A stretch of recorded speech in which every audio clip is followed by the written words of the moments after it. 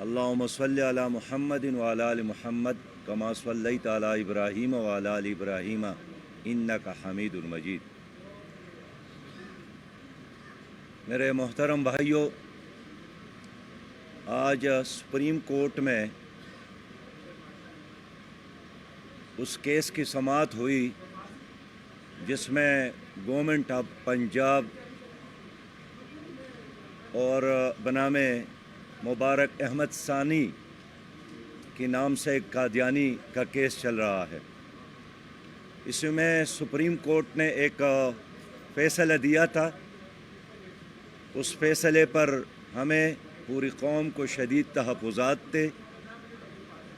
उसमें रिव्यू के लिए पंजाब हुकूमत ने दोबारा अपील की थी।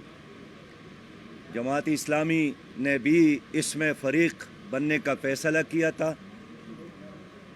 हमारे वकील जनाब शौकत अज़ीज़ सदीक़ी साहब थे।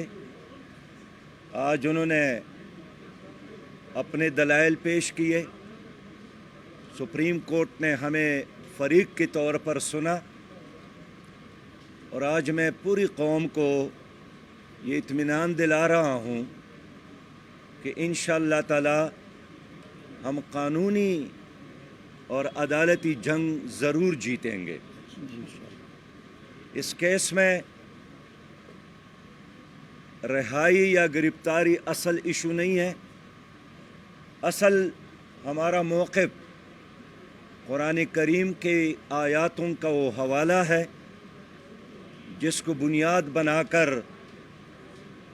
एक बहुत बड़े फितने का दरवाज़ा खुल सकता है। आज सुप्रीम कोर्ट ने यह तस्लीम किया। चीफ जस्टिस के हर लफ्ज़ से ये बात मालूम हो रही थी कि वो अपनी इस फ़ैसले पर नज़रसानी करना चाहते हैं और वो इस नज़रसानी की इस पूरी अमल में हमारे वकला को भी सुनना चाहते हैं और पाकिस्तान में मौजूद और बहुत सारे दीनी इदारों और उनके रहनुमाओं को भी सुनना चाहते हैं। हम दलील के कायल हैं, जज्बात की बजाय कानून की बात करते हैं।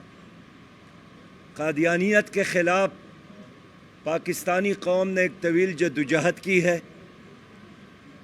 इस फितने के ख़िलाफ़ हमारे लोगों ने बड़ी कुर्बानियाँ दी हैं।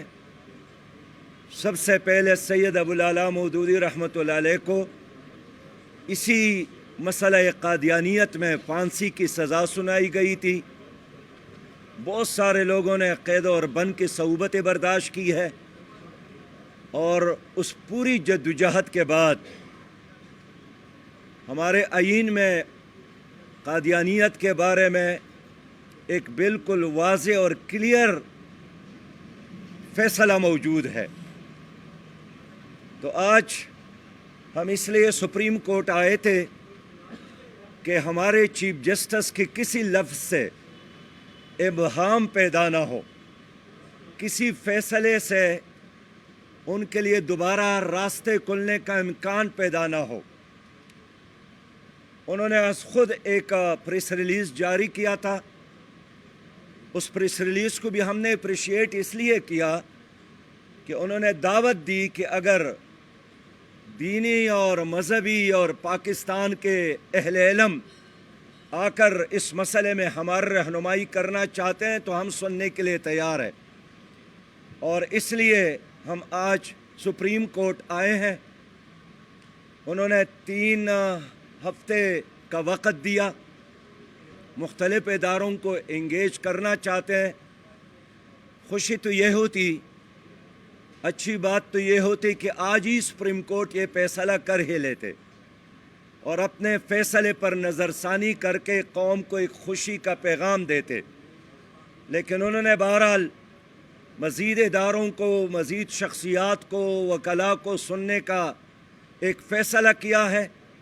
हम इंशाअल्लाह ताला आइंदा लम्हे फिर आएंगे और पूरी कौम को इत्मीनान दिलाता हूँ इंशाअल्लाह कि हम सुप्रीम कोर्ट में ये केस हर सूरत में जीतेंगे ये 1.25 अरब मुसलमानों का मसला है, 25 करोड़ पाकिस्तानियों का मसला है, और हमारे ईमान का मसला है, हमारी दीन से मोहब्बत का मसला है, हमारी गैरत का मसला है।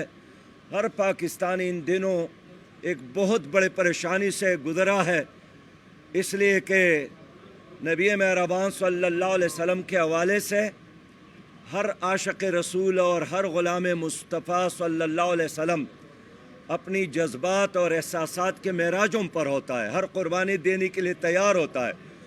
लेकिन हम नहीं चाहते हैं कि मुल्क में कोई फसाद हो, हम यही चाहते हैं कि एक पुरअमन दलील के और कानून और कुरान और सुन्नत के रहनुमाई में ये मसला हल हो जाए।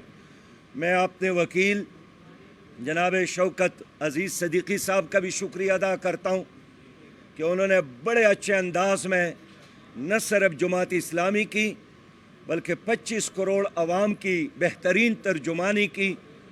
अगरचे हमें यकीन है इंशाअल्लाह कि ये केस बहुत लंबा नहीं चलेगा और आइंदा तारीख़ में ये फ़ैसला हर सूरत में कौम और उम्मत के जज्बात और एहसासात के मुताबिक हल होगा।